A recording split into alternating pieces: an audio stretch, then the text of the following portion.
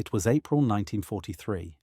The skies over the Kuban region in southern Russia had become a killing ground where Luftwaffe pilots operated with confidence born from years of air superiority. German aces flew Messerschmitt Bf 109s and Focke-Wulf 190s, aircraft that had dominated European skies since 1939. They fought according to doctrines developed through combat experience across Poland, France, Britain, and deep into Soviet territory. Those doctrines emphasized individual initiative, aggressive tactics, and technical superiority. German pilots mocked Soviet air tactics as crude and predictable. Soviet pilots flew in rigid formations that made them easy targets. They lacked aggressive spirit and tactical flexibility. This was the conventional wisdom among Luftwaffe commanders. Then they encountered Alexander Pokryshkin, and everything they thought they knew about Soviet pilots proved catastrophically wrong. Pokryshkin was not a typical Soviet fighter pilot.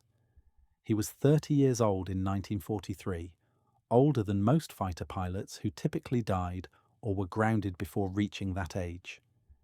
He had survived since the war's beginning in 1941, an achievement that marked him as either extraordinarily skilled or extraordinarily lucky. In reality, he was both. But what separated Pokryshkin from other survivors was his intellectual approach to combat. He didn't just fight.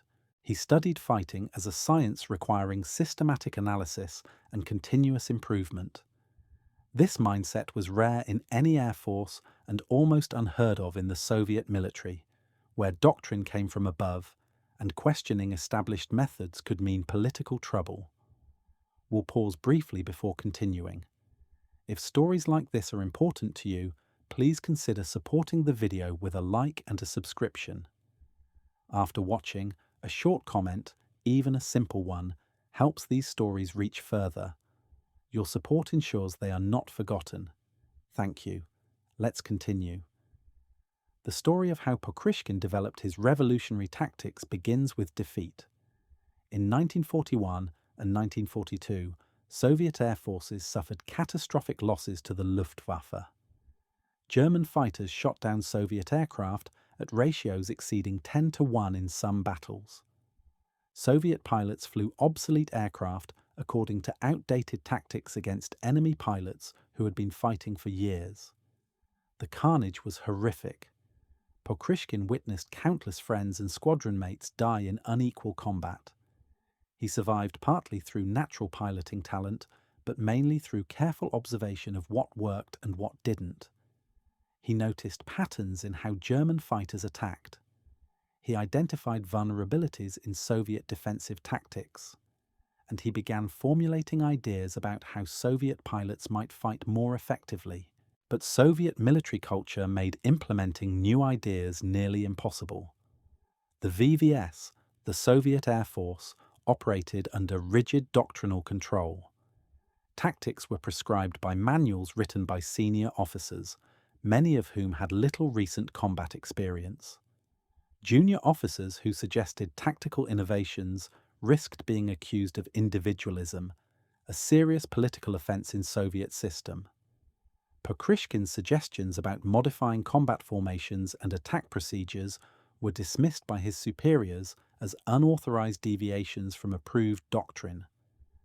His political officer warned him that continued advocacy for tactical changes would result in disciplinary action. Pokryshkin stopped making formal suggestions but continued developing his ideas privately.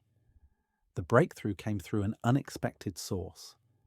In early 1942, Soviet intelligence services provided the VVS with captured documents and debriefing reports about Japanese air combat tactics. Japan and the Soviet Union had fought border conflicts in 1939 at Khalkhin Gol, where Soviet forces under Georgy Zhukov had defeated Japanese forces. But Soviet military analysts recognized that Japanese pilots had demonstrated impressive tactical skills despite their defeat. The documents described Japanese fighter tactics, emphasizing vertical maneuvers, energy management, and coordinated attacks from multiple directions. These concepts differed fundamentally from both Soviet and German tactical doctrines. Pokryshkin obtained access to these materials through a sympathetic intelligence officer who recognized his analytical abilities. Pokryshkin studied the Japanese tactics obsessively. What caught his attention was the concept of energy fighting. Japanese pilots understood that an aircraft's energy state, its combination of speed and altitude, determined its combat effectiveness. A pilot who maintained superior energy could choose when and how to engage. A pilot who squandered energy through improper maneuvers became vulnerable regardless of aircraft capabilities.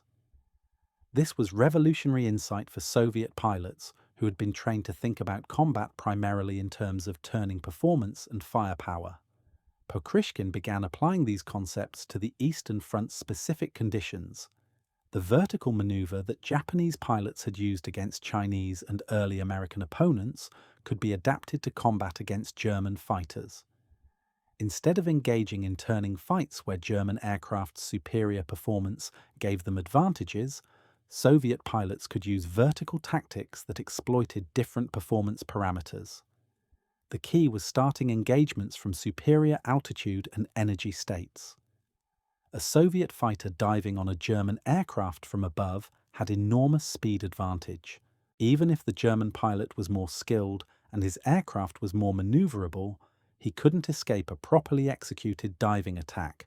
But executing these tactics required changes to Soviet formation flying that would be immediately obvious to commanders and political officers. Pokryshkin needed permission to experiment with unauthorized tactics. He found an ally in his squadron commander, who was himself frustrated with Soviet tactical rigidity and impressed by Pokryshkin's analytical approach. The commander gave Pokryshkin informal authorization to try new tactics with a small group of trusted pilots.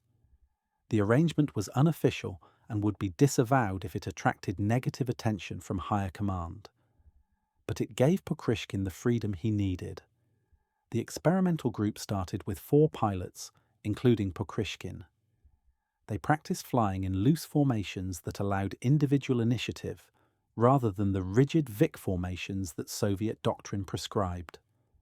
They rehearsed vertical maneuvers, diving attacks, and energy management techniques. They studied how to coordinate multiple aircraft attacking from different directions to overwhelm a target's defensive options. The practice occurred away from the main airfield, where political officers might observe and report unauthorized activities. Pokryshkin called his tactical system altitude, speed, maneuver, fire, condensed in Russian to Vysota, Skorost, Maneuver, Ogon. The sequence emphasized that altitude and speed were prerequisites for successful maneuver and accurate fire. The first combat test came in March 1943 during a defensive patrol over Soviet positions. Pokryshkin's 4-ship flight encountered 6 German Bf-109s at lower altitude.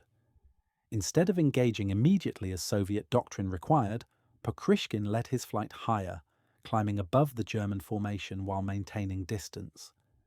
The German pilots saw the Soviet aircraft but weren't concerned. Soviet fighters typically ran from combat when outnumbered. But Pokryshkin wasn't running, he was positioning. Once his flight had altitude advantage and the Germans had relaxed their vigilance slightly, Pokryshkin dove on the German formation from above and behind the sun. The attack was devastating. Pokryshkin shot down the German formation leader in his first pass. His wingman destroyed 2 more German aircraft before the survivors could react. The remaining German fighters scattered and dove for lower altitude, trying to escape. Pokryshkin's flight didn't pursue into turning combat, where German aircraft would have advantages. They maintained their altitude, reformed, and prepared for another coordinated attack if the Germans attempted to re-engage. The Germans chose to flee instead. Pokryshkin's flight had shot down 3 German fighters without suffering any damage themselves. The kill ratio was reversed from typical Soviet combat results. Word of the engagement spread through Soviet aviation units faster than official reports. Pilots who had been losing to the Luftwaffe for 2 years were desperate for any tactical innovation that might improve their survival odds. Pokryshkin suddenly found himself surrounded by pilots asking him to explain his methods. His squadron commander, recognizing that something important had occurred, authorized Pokryshkin to train other pilots in his tactics. Within weeks, most of the squadron was flying according to Pokryshkin's system. The results were immediate and dramatic. The squadron's loss rate dropped while kill claims increased substantially. But success attracted attention from higher command, and that attention wasn't entirely positive. Political officers questioned why Pokryshkin had been permitted to deviate from approved doctrine. Senior VVS commanders were skeptical that junior officers' tactical innovations could be superior to established methods developed by experienced staff officers. An investigation was launched into whether Pokryshkin's unauthorized tactical experimentation represented individualism that violated Soviet military discipline. Pokryshkin faced possible court-martial and certainly faced career destruction if the investigation concluded negatively. The investigation was saved by intervention from an unexpected source. General Alexander Novikov, commander of Soviet Air Forces, had been reviewing combat reports and noticed the extraordinary results from Pokryshkin's squadron. Novikov was himself frustrated with Soviet air tactics' rigidity and recognized that Pokryshkin had achieved breakthrough that the VVS desperately needed. Novikov ordered the investigation terminated and instead directed that Pokryshkin brief his methods to VVS headquarters. This was extraordinary recognition for junior officer and represented unusual flexibility within Soviet military hierarchy. It reflected Novikov's recognition that Soviet air forces needed radical improvement to survive against the Luftwaffe. Pokryshkin's briefing to VVS headquarters in April 1943 was controversial. Senior officers questioned whether tactics inspired by Japanese methods were appropriate for Soviet pilots and aircraft. They noted that Japanese aircraft were light and maneuverable, while Soviet fighters were heavier and less agile. Pokryshkin countered that his tactics didn't require matching Japanese aircraft characteristics. They required understanding energy management and vertical combat principles that applied regardless of specific aircraft types. He demonstrated with models and diagrams how Soviet fighters could use their robust construction and decent diving speed to execute vertical tactics effectively. The debate was resolved by practical demonstration. Novikov authorized Pokryshkin to train an entire air regiment in his methods and then observe combat results. If the regiment's performance improved significantly, the tactics would be adopted VVS-wide. If results were inconclusive or negative, Pokryshkin's methods would be rejected. This was a reasonable approach but placed enormous pressure on Pokryshkin. He had to train hundreds of pilots in tactics that he had developed with small experimental group, and those pilots would be staking their lives on whether his theories worked in large-scale combat. The training program proceeded through late April 1943. Pokryshkin emphasized several key principles. First, never enter combat at disadvantageous altitude or energy state. Always climb before engaging to ensure superior position. Second, attack from above and preferably from behind the sun where approaching aircraft are difficult to see. Third, execute diving attacks that use speed to compensate for enemies' superior maneuverability. Fourth, don't turn with German fighters after the initial attack. Either extend away to regain energy for another diving attack or break off engagement entirely. Fifth, fight as coordinated pairs where wingman protects leader rather than flying in rigid formation. These principles contradicted much of standard Soviet doctrine, but were grounded in 2 years of Pokryshkin's combat experience and study of what actually worked in combat. The Battle of Kuban in spring and summer 1943 provided the testing ground for Pokryshkin's methods. Soviet and German forces contested control of the Kuban region in massive air battles involving hundreds of aircraft. The Luftwaffe committed its best units and most experienced pilots, confident that they would dominate Soviet air forces as they had since 1941. Instead, they encountered Soviet pilots flying with tactical sophistication that shocked German commanders. Soviet fighters consistently held altitude advantage, attacked in coordinated pairs and flights rather than rigid formations, and broke off engagements before German pilots could bring their aircraft's superior maneuverability to bear. The Luftwaffe was still winning more often than losing, but the margins had narrowed dramatically. German pilots' reports from Cuban battles showed confusion and frustration. They described Soviet pilots who fought cautiously, refusing to commit to turning combat and instead attacking from superior positions with diving speed. This didn't match German intelligence assessments of Soviet tactical capabilities. German pilots mockingly called their Soviet opponents Ivan and had dismissed them as inferior pilots flying inferior aircraft. Now they were losing to tactics they didn't understand, executed by opponents they had underestimated. The psychological impact was significant. Luftwaffe pilots who had felt invincible over Russian skies now flew with caution and uncertainty. Pokryshkin personally exemplified the effectiveness of his methods. Between April and August 1943, he shot down over 30 German aircraft during the Cuban battles. His survival rate was exceptional. He flew hundreds of combat sorties and returned each time despite being targeted by German pilots who recognized him as a dangerous opponent. His success wasn't due to superior aircraft. He flew Soviet Aerocobra P-39, an American fighter that had been rejected by US forces as inadequate but provided to Soviets through Lend-Lease. The P-39 had good diving speed and heavy armament, but was inferior in turning performance to German fighters. Pokryshkin's tactics exploited the aircraft's strengths while minimizing exposure to its weaknesses. The specific tactical innovation that became known as Pokryshkin's Cuban Shelf deserves detailed examination.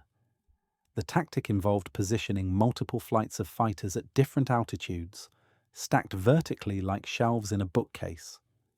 The lowest shelf would engage enemy bombers or fight German escorts. Higher shelves waited to dive on German fighters that came down to engage the lower Soviet aircraft. The highest shelf remained uncommitted, ready to dive on any German fighters that gained advantage. This vertical distribution of forces meant that German pilots always faced threat from above, regardless of how the engagement developed. It was sophisticated use of altitude and vertical positioning that German tactical doctrine hadn't anticipated. The psychology of vertical combat deserves attention. A pilot knows instinctively that enemy above him has advantage. He must watch upward constantly, dividing attention between immediate threats at his altitude and potential threats diving from above. This creates stress and prevents full focus on combat. Meanwhile, the pilot with altitude advantage can observe the entire engagement, choose the optimal moment to attack, and execute his attack with speed built from his dive. The psychological difference between attacking from above and defending from below is substantial.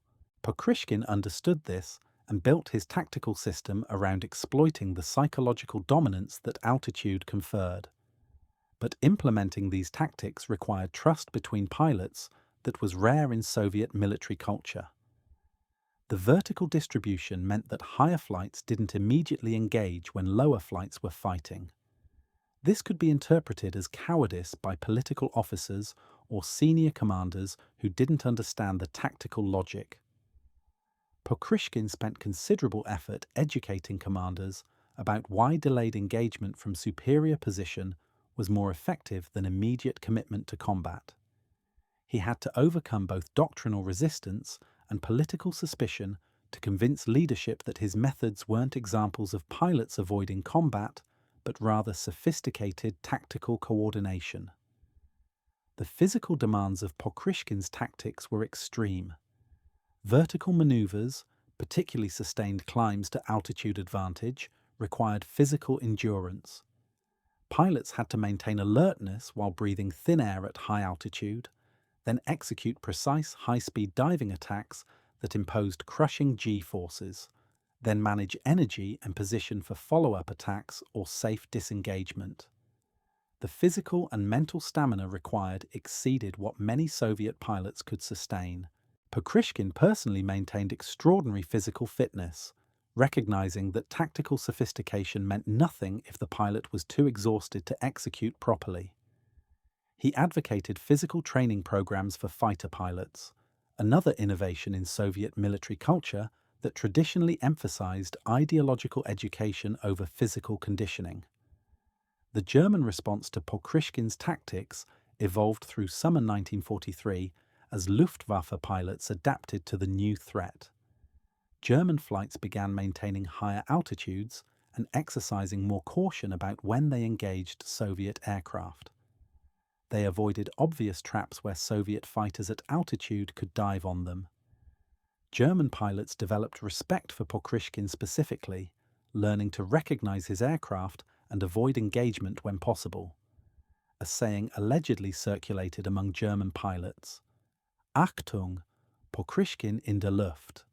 Warning, Pokryshkin in the air.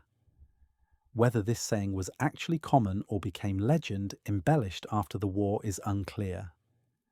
But it reflected genuine German concern about the Soviet pilot who had reversed the aerial kill ratio.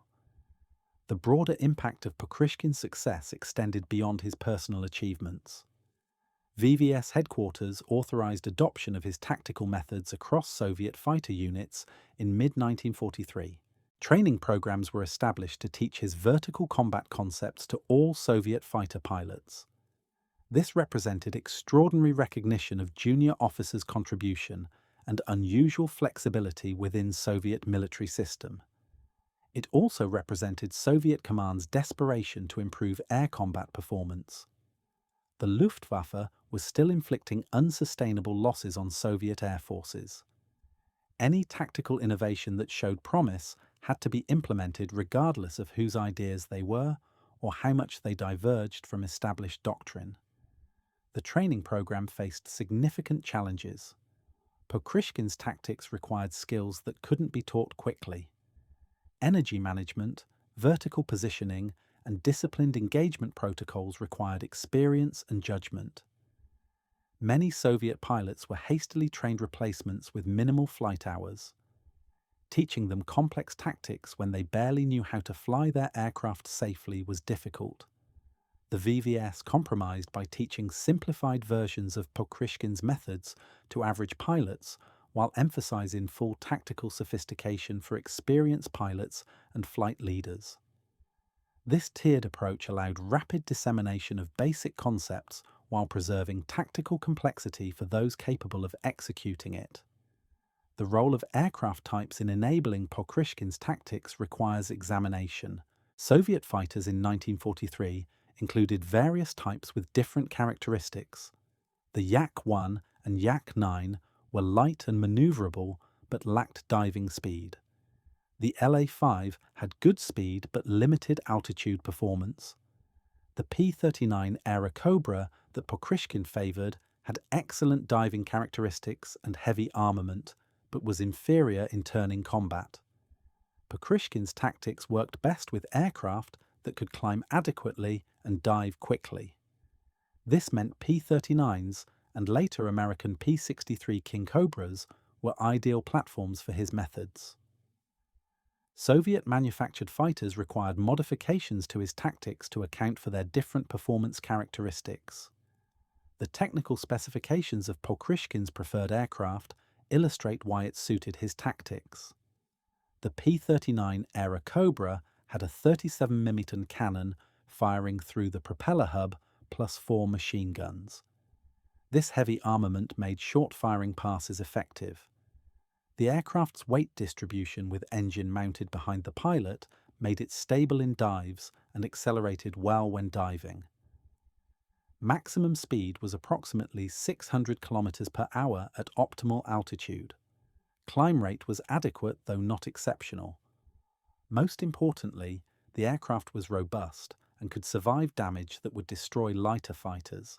This matched Pokryshkin's tactical philosophy that emphasized single powerful attacks rather than extended turning engagements where aircraft might sustain cumulative damage.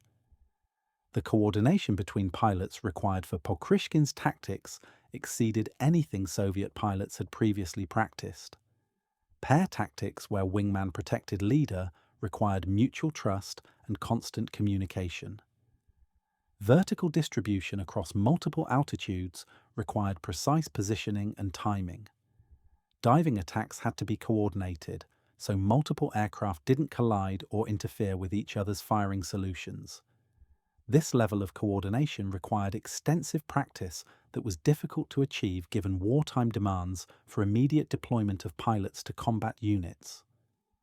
Pokryshkin's solution was intensive training during brief periods when units were rotated from frontline service for rest and re-equipment. These training periods were used to practice tactical coordination until it became instinctive. The communication systems available to Soviet pilots in 1943 were primitive by modern standards. Radio equipment was unreliable and often absent from Soviet fighters. This meant that much tactical coordination had to occur through visual signals and prior briefings about contingency procedures. Pokryshkin developed hand signals and aircraft maneuvers that communicated tactical intentions between aircraft in a flight. A wing waggle might signal spotting enemy aircraft. A specific climbing pattern might indicate formation should gain altitude. Diving in particular direction could order specific aircraft to attack while others held position. This non-verbal tactical language was necessary compensation for inadequate radio communication, but required pilots to maintain visual contact with flight leaders continuously. The political dimension of Pokryshkin's rise to prominence in Soviet military was complex and revealing. His success couldn't be ignored by political authorities who used military achievements for propaganda. But his method's origin in studying Japanese tactics was politically awkward. Japan was potential Soviet enemy, and admitting that Soviet tactics borrowed from Japanese methods implied Soviet inferiority.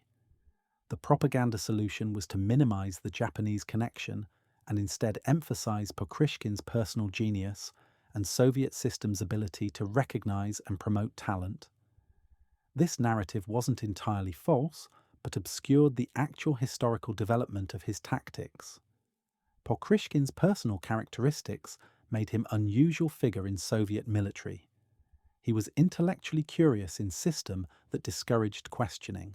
He was tactically innovative in military that valued conformity to doctrine. He was willing to challenge senior officers' views in hierarchy that demanded deference to rank. That he survived politically and professionally rather than being destroyed by the system was remarkable. His survival stemmed partly from undeniable combat results that even political officers couldn't dismiss. It also reflected General Novikov's protection. Novikov recognized that Soviet air forces needed people like Pokryshkin and used his authority to shield them from political persecution. The broader transformation of Soviet air tactics between 1941 and 1945 was extraordinary. Early war Soviet air forces were characterized by rigid formations, predictable tactics, poor pilot training, and catastrophic losses. By 1945, Soviet air forces flew with tactical sophistication comparable to Western allies and arguably superior to late-war Luftwaffe. This transformation resulted from painful learning purchased with tens of thousands of pilots' lives. Pokryshkin's contribution was significant but not unique. Many Soviet pilots developed tactical innovations independently, but Pokryshkin was most successful at systematizing his insights and communicating them to broader Soviet pilot community. The ultimate test of Pokryshkin's methods came during the massive air battles of 1943 to 1944 as Soviet forces advanced westward. German air resistance remained fierce despite declining Luftwaffe strength, but the aerial kill ratios gradually shifted. Early war ratios of 10 German kills for every Soviet fighter destroyed declined to 5 to 1, then 3 to 1, and by 1944 approached parity in some battles. This shift resulted from multiple factors, including improved Soviet aircraft, better pilot training, overwhelming Soviet numerical superiority, and declining German pilot quality as experienced aces were killed and replaced by inexperienced replacements. But tactical improvements pioneered by pilots like Pokryshkin were essential components of this transformation. Pokryshkin survived the war as one of Soviet Union's most decorated pilots with 59 confirmed kills, though his actual total was probably higher given Soviet confirmation procedures' strictness. He received Hero of the Soviet Union 3 times, the only fighter pilot to receive this honor multiple times during the war. His post-war career was successful, rising to high rank and becoming involved in jet fighter development. But his greatest contribution was tactical innovation that helped transform Soviet air combat effectiveness and enabled Soviet fighters to contest German air superiority effectively. The irony of Soviet pilots learning from Japanese tactics to defeat Germans reveals much about warfare's universal principles. Effective tactics transcend national boundaries and ideological systems. What works works, regardless of who invented it or whether it fits comfortable narratives about national superiority. Pokryshkin's willingness to study enemy tactics and adapt useful concepts demonstrated intellectual flexibility rare in any military and especially rare in Soviet system. His success proved that tactical innovation matters as much as technical superiority or numerical advantage. German pilots who mocked Soviet fighters as inferior opponents learned this lesson painfully when Soviet pilots they had dismissed suddenly fought with sophistication that reversed prior patterns of air combat dominance. The specific combat encounters that established Pokryshkin's reputation deserve detailed examination. On May 29, 1943, during a defensive patrol over Soviet positions, Pokryshkin's flight encountered a formation of 8 German Bf-109s escorting Ju-87 Stuka dive bombers. The Germans held altitude advantage initially, positioned above Pokryshkin's 4-ship flight. Standard Soviet doctrine would have required immediate engagement despite unfavorable positioning. Pokryshkin instead ordered his flight to extend away horizontally while climbing. The German pilots, expecting Soviet fighters to either attack immediately or flee, were confused by this unexpected maneuver. Pokryshkin climbed for 5 minutes, his flight spread in loose tactical formation rather than rigid wingman positions. The German fighters followed, attempting to close distance and force engagement. But Pokryshkin's aircraft, lighter after burning fuel during the climb, gradually opened the distance. When Pokryshkin's flight reached 7,000 meters altitude and the Germans were still 1,000 meters below, Pokryshkin reversed course and dove. The attack came from directly above with crushing speed advantage. Pokryshkin destroyed the German formation leader in his first pass. His wingmen shot down 2 more German aircraft. The remaining Germans scattered and dove away. The Stukas, now without escort, were forced to jettison their bombs and flee without attacking their targets. The engagement demonstrated every principle of Pokryshkin's tactical system. Refuse disadvantageous engagement. Climb to superior position regardless of time required. Attack from above with coordinated multiple aircraft. Don't pursue into turning combat. The entire engagement lasted less than 3 minutes from first contact to German withdrawal, but it exemplified 2 years of Pokryshkin's tactical development. German after-action reports described the encounter as ambush by Soviet pilots who displayed unusual tactical discipline and coordination. The psychological impact on the German formation was significant. Several pilots requested transfers from the sector, citing demoralization from facing unexpectedly capable opposition.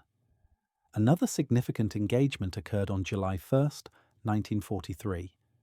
Pokryshkin was leading a full squadron of 12 aircraft, organized into 3 flights stacked vertically according to his Cuban shelf concept. They encountered approximately 30 German aircraft, a mix of fighters and bombers. The numerical disparity was significant, and standard doctrine would have suggested avoiding combat. Instead, Pokryshkin ordered his lowest flight to engage the bombers while higher flights held position. German fighters dove to protect their bombers, committing to the engagement and losing their altitude advantage. Pokryshkin's middle flight then dove on the Germans from above, shooting down 4 fighters in the initial pass. His highest flight remained uncommitted, forcing remaining German fighters to maintain defensive awareness above rather than focusing on the Soviet aircraft they were engaged with. The battle lasted nearly 15 minutes, unusually long for fighter combat, where most engagements ended in seconds. Pokryshkin's squadron destroyed 9 German aircraft and drove off the remainder without losing a single Soviet fighter. German reports described the engagement as coordinated attack by numerically superior Soviet forces, overestimating Soviet numbers because the vertical distribution and multiple attack directions created impression of larger force. This psychological multiplication of force through superior tactics was exactly what Pokryshkin intended. The Germans believed they were outnumbered when in fact they had numerical advantage. Their belief affected their tactical decisions, making them more cautious and less aggressive.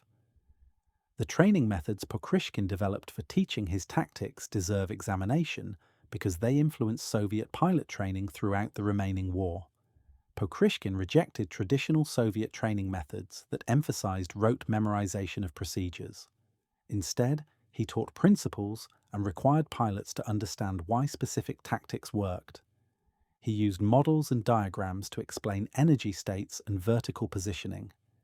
He flew training missions where experienced pilots simulated German tactics, forcing trainees to apply principles to unpredictable situations. This problem-solving approach to training was innovative in Soviet military context and produced pilots who could adapt tactics to changing circumstances rather than rigidly following procedures. One training exercise that became standard involved 2 versus 1 engagements where the single aircraft had altitude advantage while the pair started from lower position. The trainee pair had to coordinate their actions to force the higher aircraft into vulnerable position despite its initial advantage. This exercise taught the importance of mutual support between paired aircraft and demonstrated that numbers alone didn't guarantee success without proper coordination. It also taught trainees to recognize when engagement was inadvisable and breaking off was better choice. This counterintuitive lesson, that sometimes not fighting was correct tactical decision, was revolutionary in Soviet military culture that traditionally emphasized aggressive offensive action regardless of circumstances.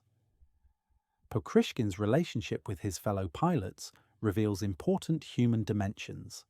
He was a demanding leader who accepted no compromises with tactical discipline. Pilots who couldn't maintain proper position or execute coordinated attacks were removed from his flight regardless of their courage or political connections. This ruthless focus on competence over political criteria was unusual in Soviet military, but Pokryshkin's combat record gave him authority to make such decisions. His pilots understood that his demanding standards kept them alive. Veterans who served under Pokryshkin described him as distant but respected. He didn't socialize casually with subordinates, maintaining professional distance that Soviet military culture typically discouraged in favor of collective camaraderie. But his pilots trusted him completely in combat because his tactical methods demonstrably worked. The physical courage required to execute Pokryshkin's tactics exceeded what standard combat required.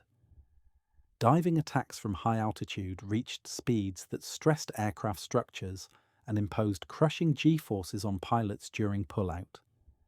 Several pilots were killed when their aircraft broke up during high-speed dives.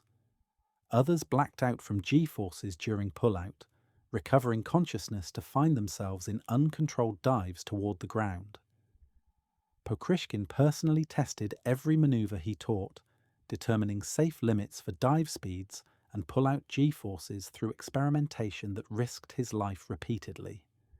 His willingness to test dangerous maneuvers personally before requiring others to execute them earned respect from pilots who recognized he never ordered actions he wouldn't do himself. The technical limitations of Soviet and Lend-Lease aircraft sometimes prevented full implementation of Pokryshkin's tactics. Not all Soviet fighters could climb to the altitudes his tactics required. Aircraft with limited high-altitude performance had to modify the tactics, conducting vertical maneuvers at lower altitudes with correspondingly reduced effectiveness. The oxygen systems in many Soviet fighters were unreliable, limiting how long pilots could operate at high altitudes without suffering hypoxia. Pokryshkin advocated for improved oxygen equipment and aircraft pressurization, innovations that Soviet aviation industry couldn't implement during the war but incorporated into post-war designs. The German tactical response to Pokryshkin's methods evolved throughout 1943 and 1944. Luftwaffe pilots began maintaining higher patrol altitudes to prevent Soviet fighters from gaining superior position easily. They avoided committing to engagements unless they had clear advantage. They increased emphasis on mutual support between paired fighters, copying Soviet pair tactics that had proven effective. German training programs incorporated lessons about Soviet vertical tactics and how to defend against diving attacks. This tactical evolution meant that Pokryshkin's methods provided diminishing advantage over time as Germans adapted. But the adaptation required Germans to abandon their previous tactical arrogance and acknowledge that Soviet pilots had developed sophisticated methods worth studying. The propaganda value of Pokryshkin's success was exploited by Soviet authorities, but in ways that sometimes distorted his actual achievements. Soviet propaganda emphasized his individual heroism and personal kill count, treating him as superhuman ace rather than tactical innovator. This focus on individual achievement rather than systematic tactical improvement missed the point of Pokryshkin's real contribution. He wasn't important primarily because he shot down many German aircraft personally. He was important because he developed a tactical system that allowed average Soviet pilots to survive and fight effectively against superior German opponents. Soviet propaganda needed heroes for morale purposes, so Pokryshkin became hero. But reducing his contribution to personal kill count diminished his genuine historical significance as tactical revolutionary. The comparison between Pokryshkin's methods and those developed independently by other successful Soviet pilots is instructive. Several Soviet aces developed similar tactical concepts through their own combat experience. The emphasis on altitude advantage, diving attacks, and avoiding turning combat appeared in multiple Soviet pilots' combat reports from 1942 to 1943. This suggests that these tactical principles were natural evolution of combat experience rather than single individual's unique insight. What distinguished Pokryshkin was his ability to systematize these insights into coherent tactical doctrine, and his success in convincing Soviet military leadership to adopt his methods service-wide. Other pilots might have developed similar ideas, but Pokryshkin successfully transmitted those ideas throughout Soviet air forces. The role of American Lend-Lease aircraft in enabling Soviet tactical evolution deserves emphasis. The P-39 Airacobra and later P-63 King Cobra that Pokryshkin preferred were ideal platforms for his vertical tactics. American aircraft had superior dive characteristics and robust construction compared to most Soviet fighters. They also had better radios, allowing improved coordination between aircraft in a flight. Without Lend-Lease aircraft, Pokryshkin could still have developed his tactical concepts, but implementing them would have been more difficult with Soviet-manufactured fighters. The marriage of American aircraft characteristics with Soviet tactical innovation, adapted from Japanese methods, produced combination that was greater than sum of its parts. The post-war influence of Pokryshkin's tactical legacy extended beyond Soviet air forces. American and British air forces studied Soviet tactical developments, incorporating useful concepts into their own doctrines. The emphasis on vertical combat and energy management that Pokryshkin championed became standard fighter tactics in all air forces. Jet fighters in Korean War and later conflicts used tactical principles that traced lineage to innovations developed by pilots like Pokryshkin during World War II. The universality of effective tactics meant that national origin mattered less than whether the tactics exploited fundamental principles of physics and human psychology. Pokryshkin's personal evolution from politically suspect innovator to celebrated Soviet hero was remarkable and revealing about Soviet systems' contradictions. In 1942, his advocacy for tactical changes nearly resulted in his court-martial as ideological deviant. By 1944, he was hero of the Soviet Union and example of Soviet military excellence. This transformation occurred because his combat results couldn't be ignored or suppressed. Soviet system was flexible enough to eventually recognize and promote genuine talent when the evidence was overwhelming. But the initial resistance Pokryshkin faced demonstrated the system's problems. How many other potential tactical innovators were suppressed before they could prove their ideas? How many Soviet pilots died because innovations that might have saved them were rejected as unauthorized deviations from doctrine? Pokryshkin succeeded despite the system, not because of it. The memory of the Great Patriotic War in Soviet and Russian culture has always emphasized collective achievement and national sacrifice.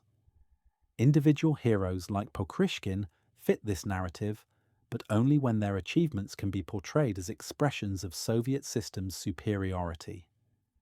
The reality that Pokryshkin's tactics were inspired by studying Japanese methods and implemented on American aircraft complicated this narrative. Modern Russian histories have been somewhat more willing to acknowledge the complex origins of Soviet tactical innovations. The technological race between aircraft performance and tactical doctrine is evident in World War II air combat.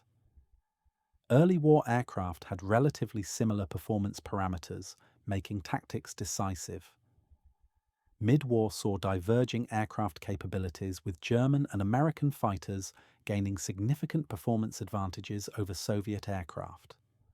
Late war witnessed Soviet tactical improvements that partly compensated for remaining aircraft performance gaps.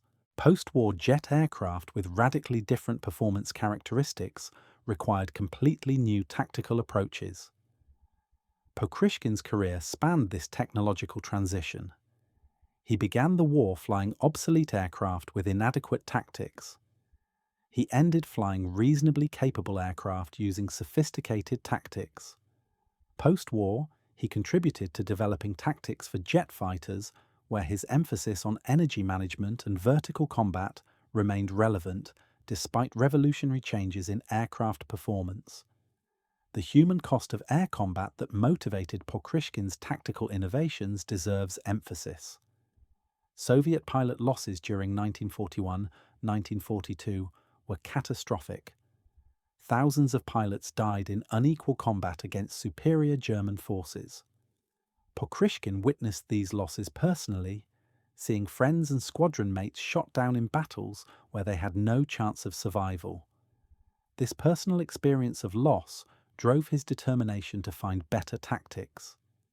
His tactical system wasn't abstract intellectual exercise. It was a desperate attempt to keep Soviet pilots alive long enough to gain experience that might allow them to survive further combat. The success of his tactics meant that hundreds or thousands of Soviet pilots survived who would have died using standard Soviet methods. This life-saving impact was Pokryshkin's real legacy, more important than his personal kill count or his Hero of Soviet Union awards. The lesson that Pokryshkin's career teaches extends beyond military history. Innovation in rigid hierarchical systems requires extraordinary courage and persistence.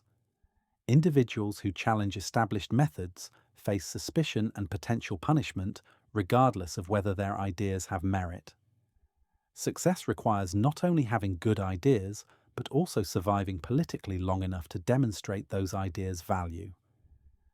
Pokryshkin succeeded because his combat results were so undeniable that even hostile authorities couldn't suppress them. But many potential innovators in Soviet system and in hierarchical organizations generally never get that chance. They are destroyed by the system before they can prove their ideas. Pokryshkin's success was exceptional precisely because it was so difficult. The real tragedy isn't individual failure, but systemic inability to recognize and nurture innovation before overwhelming evidence forces recognition. The final irony of Pokryshkin's story is that his methods, inspired by studying Japanese tactics and enabled by American aircraft, became quintessentially Soviet in historical memory. This transformation of foreign influences into national achievement is common in all nations' military histories. Americans claim innovations that borrowed from British developments. Germans credited victories to superior Germanic military spirit while using concepts adapted from other nations. Soviets portrayed their military achievements as products of socialist systems' superiority while minimizing foreign contributions and influences. These nationalist narratives serve political purposes but obscure historical reality that effective military methods usually result from learning from others and synthesizing ideas from multiple sources. Pokryshkin understood this. He studied Japanese tactics not because he admired Japan, but because their methods worked.